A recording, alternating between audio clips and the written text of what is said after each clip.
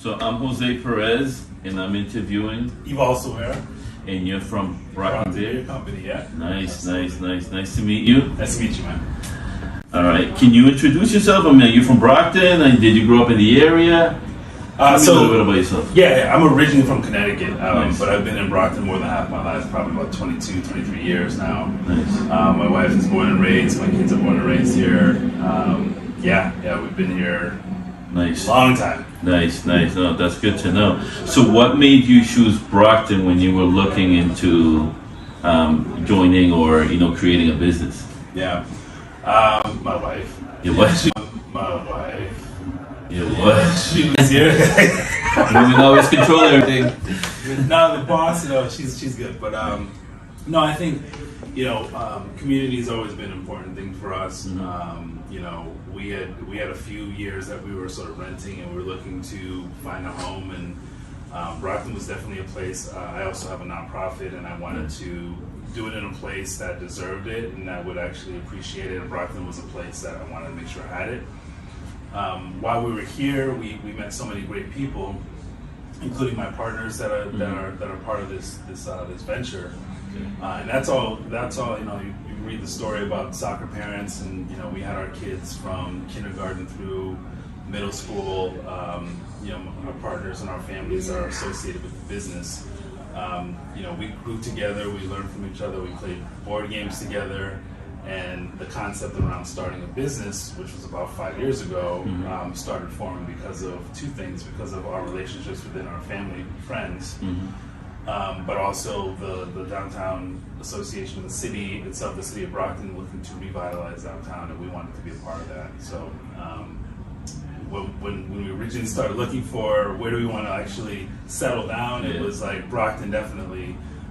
From there, who knows? And that's kind of where we are today. So one location, maybe in the future, build a couple.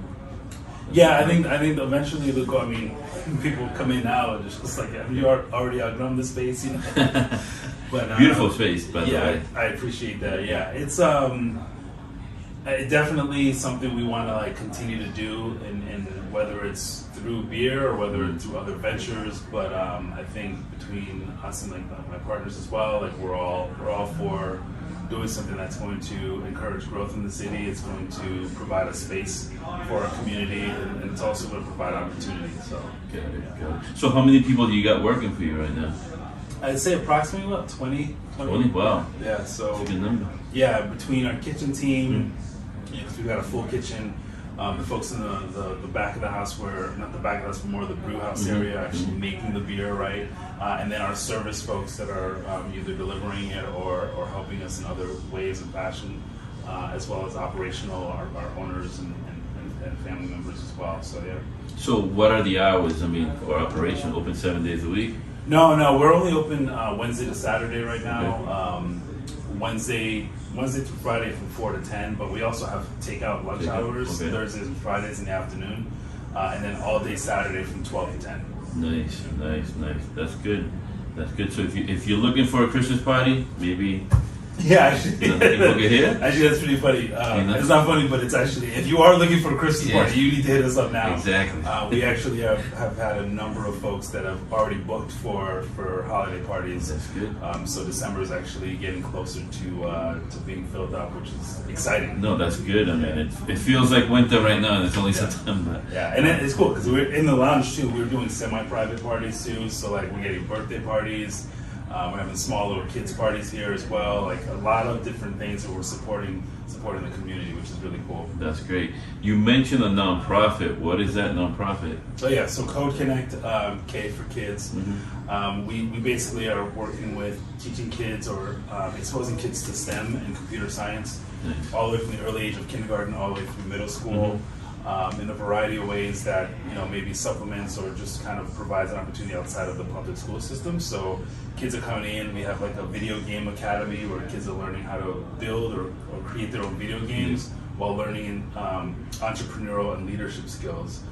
So at the end of the academy, they create an app or a video game that raises awareness of something in the community that could be helpful, and they learn how to do presentation skills, leadership skills, teamwork skills. entrepreneurial, all that stuff. So it's a pretty cool program. We also have a summer camp that's pretty popular as well. That's awesome. That's great to know. Didn't know this. I mean, I've been in Brockton pretty much all my life. Didn't know this. Yeah, we've been Good to know. This is our 7th year right now, so we've been doing great. some really amazing things, and we've had some kids now that have come through that are, have been inspired from the work that they've done, are now going to college right now in the fields of computer science, which is pretty exciting. And we hope to continue to do that and give people opportunity or options for when they get to go to school. So it's pretty awesome. No, definitely. So, how do you stay motivated? How do I stay motivated? How do you stay motivated in this industry? It's funny. This industry, we talked about earlier about community, and you see people who come in, and we just talked about trivia nights, and we had a bunch of community folks that come in.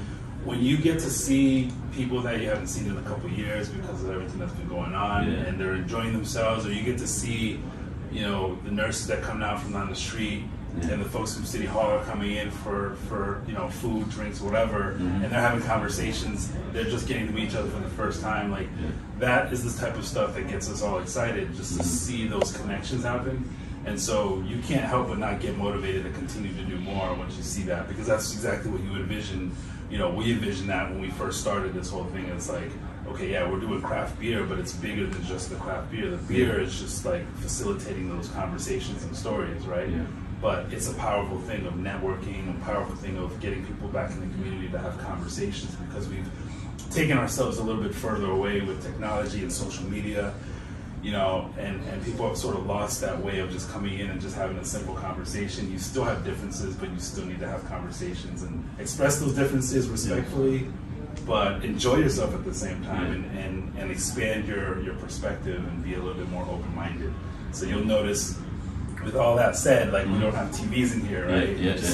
You notice that it's intentional. We want you to come in and have conversations. So when I see that, or in any of our parties, when we see that and we walk around and people are laughing, talking it up, or we're helping these conversations go through, like that is what motivates us, and that's what gets us excited, so that like even at the end of the day, we're like, we'll do this again tomorrow, let's go.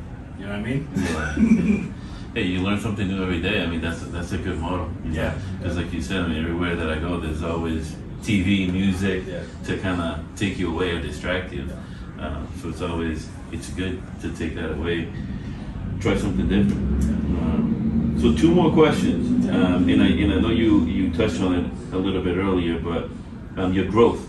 Where do you see yourself in 5 years from now? You with your partners.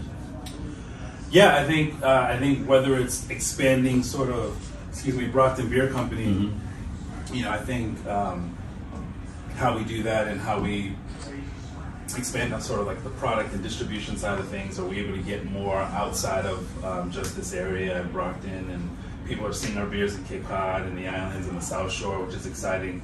Can we expand that to the state, and can we expand that even further along? Is that something we want to do? So I think we're still learning and we're still figuring that stuff out, but I think our priorities right now are within the community. So what other things can we do to impact the community in a positive way, but still maintain our business and make sure that we have strong growth within that is, I think, our number 1 priority. Good, that's good. I mean, I don't know much about this type of business, but I'm just curious. I mean, do you have a lot of competition that's local, or is this... Competition means nothing to us. No, it's funny. My full-time work is in technology, so I work in tech, and it's a very collaborative space. And but one of the reasons I've gravitated to that world is because you work in teams, and there's a lot of really good stuff happening. When I started getting into more of like the craft beer scene and the industry, it became actually even more collaborative across competitors, if you want to call them competitors, or just other like-minded breweries or brew pubs or whatever. You see a lot of beers that are collaboration beers, and we didn't really see it firsthand until we first got going. And a lot of the breweries that are out there now lent us a hand, lent us mentorship, like Vitamin C's, the Trilliums of the world, the Widowmakers, like all of these different local establishments, like I'm missing a few more, a lot more, but they've all stepped up to help us in some way or the other. And it's been the knowledge that they've been sharing. It's been like, hey, we're dealing with this thing, like, have you dealt with it? And they're like, yeah, absolutely. Here's maybe how you can navigate that. I mean, it is incredible how that works. And, That's awesome. I think the way it's approached is like, there's enough beer for everyone. You know what I mean? And I think it's important for us to get it right. We all do things differently in this space as brewers. Yeah. And so we should all recognize that. It's like, artists, because it is an art into some way, and there's a lot of science too. But musicians, all of them, they all lift each other up for the most part, and I think that's similar in this particular industry. To kind of go back to your original question, though, like Brockton, this is Brockton's first brewery. This is Brockton's first and only brew pub right here. We do have some breweries that are like right around us, Crew Brew, Shovel Towns in Easton. There's 10th District. There's a whole bunch of other breweries nearby in surrounding towns. So I think it's cool. We get a lot of customers that come in, and on Saturdays especially. Saturday mornings they come for lunch and they grab like a beer or two, and then they're off to go support a couple of other breweries throughout the day. Just have like maybe a beer or two, and then it's just a kind of chill vibe. Get to meet some new people. So I think a lot of folks that are new to craft beer and are in our community are learning about that and just kind of getting a sense. And what's really cool is, last year we were the main beer pourer of Prova, the outdoor beer garden, and we introduced new beers to people, and they tried them and they really liked them. They got really excited about it. And then fast forward to this year, as they came through this summer, and even coming into the tap room, they would tell us stories about, hey, I went to another brewery next town over. I went to this brewery and tried this, and now it's like this really cool conversation. So I think it's not to go too far into the weeds, but I think it's a good thing, and it helps us grow as a business, not knowing that we don't have to necessarily, we're only fighting against ourselves at this point. Yeah. So is there anything you dislike about your day-to-day, or pretty much everything is smooth sailing? No. I mean, me personally is more of like, I work a full-time job. So I didn't know that. Really? I'm doing 40 hours a week, if not 50 plus. So, finding a space, first thing in the morning, 5:30 to like 8:30 in the morning, you spend like time trying to catch up with everything that you're doing here in the brewery to set yourself up. And then in the evenings, you're racing over here to get open and work to service and meet people and do all that stuff. So you do all that, plus we got family. Exactly. The kids help when they can. Now they're back at school. My wife's heavily involved here as well. So like we're trying to divide and conquer the work, and So you say you have 5 partners, right? But do you run the day-to-day, or you guys share? Yeah, we share responsibility. Kind of have different areas of kind of focus, which I love about our team. Is just like, we've never really worked together before. We were always just, people that we just loved hanging out with. Our families loved hanging out together. And the cool part about it is there's a diversity amongst our group of ownership. So, there's like Ed is sort of handling a lot more on like managing partner stuff, and outside of the operations, more of the financial stuff. And Rowan helps sort of the day-to-day finances, and Pete's sort of working on the beer side of things, and I'm kind of helping operationally in the tap room. We all can help each other in different spaces in different areas, but for the most part, we kind of lead those different areas. So I would to sum it up, I would just say like. We all work in our spaces that are really that we're really strong in to kind of help move this thing forward. You know what I mean? And then if someone needs a hand, like we're not gonna not say anything. No, we're gonna help each other out. We're a team. So that's great. I mean, always being a team player. I mean, it's always good to grow faster. And you get that honestly. Like most of the folks that are part of this team, we've all coached like. BYSA, like Brockton Youth Soccer. Well, we instill a lot of those values into the kids that we coach. That like it is teamwork. You know what I mean? Like you might have a specific area that you're really strong in, but like at some point in time you're gonna run up against something, you're gonna need help getting your teammates. So take that approach here as well. No, that's great to know. Is there anything I should have asked that I didn't ask? Yeah. What's my favorite beer? Yeah. So what's your favorite beer? I shouldn't even ask you. I shouldn't even ask you to ask that question because I realized that's like asking you, what's your favorite movie? And you'll probably say, I mean, I got a lot of favorite movies, you know. Your top two. My top two. I mean, right now, I'd say Brocktober is probably like the weather's getting cooler, and it's just it's got this amber color, and it's got this nice bready taste, but like slight little sweetness to it. It's probably one of my favorites right now, and then. Yasuke we just released today. I had a chance to try that before. To me, is fire. A black Kolsch, which it's just something unique. In no one's really doing anything like that. But our head brewer Julian, he's phenomenal. He's just absolutely amazing in what he does. And so trying a style that's just kind of different, but also like it's really cool. Like the notes that I get out of it. That I'm just like. The darker beers right now are just my thing because it's starting to turn over to be. It's fall, right? Technically, it's fall as of like 2 days ago, and I'm starting to get used to or getting excited about it. And those are my two favorites right now. So That's great. Last question: when it comes to cost, I mean, because again, I'm not much of a drinker, so maybe it sounds like a crazy question, but what's the normal cost of a normal beer?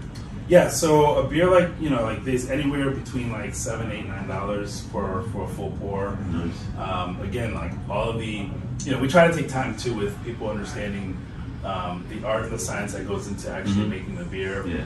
In some cases, when we do have slower times, like we can walk people through the process. We can have them, look at some of the raw materials, like smell the hops or smell the grains. Just so you get a full appreciation of what's actually going into it. And I think people appreciate that, knowing that actually it's been made here on this street, right? Beers that are like in those cans in the fridge. Beers that people are going to restaurants and seeing, oh wow, they got Brockton beer on here, or at a package store when they see it, they realize, wow, that was actually made in Brockton. That was literally made on this street here. So I think that's pretty cool. I think people appreciate that, and it's been good for us. That's great. So, with that being said, first 10 people that like the video, each of them are going to get a $10 gift card, so they can try one of those beers, and it'll be on us. Yeah. So that's dope. Yeah. That's really dope. Can I do the two or no? Of course. Of course. Well, one thing before we go. I do want to highlight and specify like there are big things that we try to do here. Like in our beer, it's very important. The raw materials and everything that we're trying to do to help people understand the intention of what we're doing in the beer, right? The beer names are pretty much around something that's important to the ownership or the community. And like a lot of those things play through in a lot of the beers that we make, and that's very important for us. We also take that same approach in our kitchen.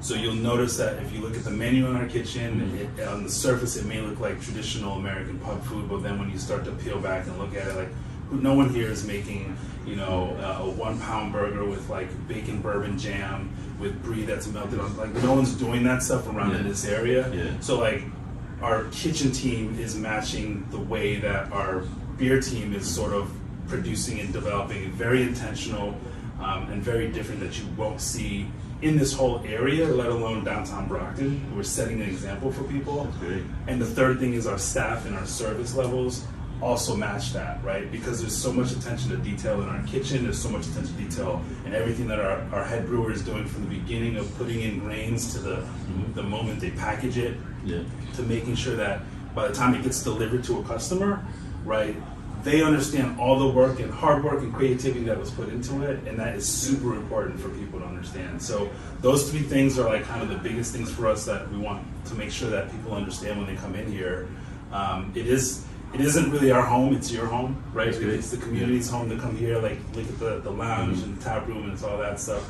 But when you do get that food, you do get that beer, and you put it all together and the community around it, like that's the full experience we want you to have. So it's less about, hey, run in here, come grab a beer. No, it's come in here and have an experience. So I just want to make sure that also is heard. No, that's great. That's great. Beautiful location, beautiful people working here, great food, great drinks. Please stop by. Yeah. I'll put the address on the link below. Appreciate your time. Yeah, likewise.